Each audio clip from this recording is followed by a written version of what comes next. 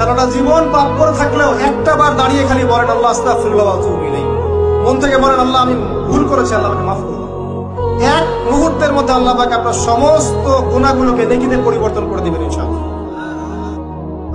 আপনি হতাশ হয়েছেন, কোরআন খুলবেন, দেখবেন আল্লাহ বলেছেন লা তাহজান, হতাশ হয়ো না।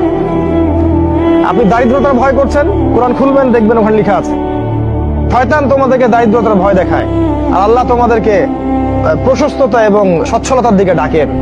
তোমরা আল্লাহকে ভয় করো, শয়তানের অনুসরণ করো না।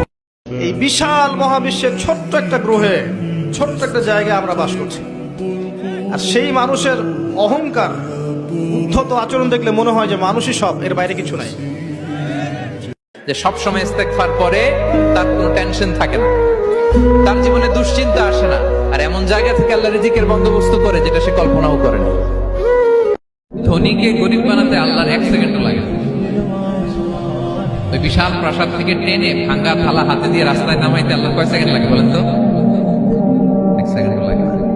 আল্লাহ পাক বলছেন সারা দুনিয়ার সমান গুনাহও যদি সে করে ফেলে, আসমানের সমানও গুনাহ করে ফেলে, খালি তওবা করে ফিরে আল্লাহকে বলবে আস্তাগফিরুল্লাহাল্লাযী লা ইলাহা ইল্লা হুয়াল হাইয়ুল কাইয়্যুম ওয়া আতুবু ইলাইহি। আল্লাহ পাক বলছেন খালেস তওবা করলে গুনাহ তো মাফ করে দিবই, আগের গুনাহগুলোকে নেকি দিয়ে পরিবর্তন করে দিব। এটা ভালোবাসা না? আল্লাহ পাক সৃষ্টি করেছেন আমাদেরকে ভালোবেসে। নবীজি বলে যে নামাজ বেশি পড়ে আল্লাহ তাআলা তার চেহারা সৌন্দর্যময় করে। যার নামাজ যত বাড়বে তার চেহারার নুরানিয়াত সৌন্দর্য তত বাড়বে। হোক না সে কালো, হোক না সে নিগ্রু, কিন্তু তার চেহারা মায়াময়।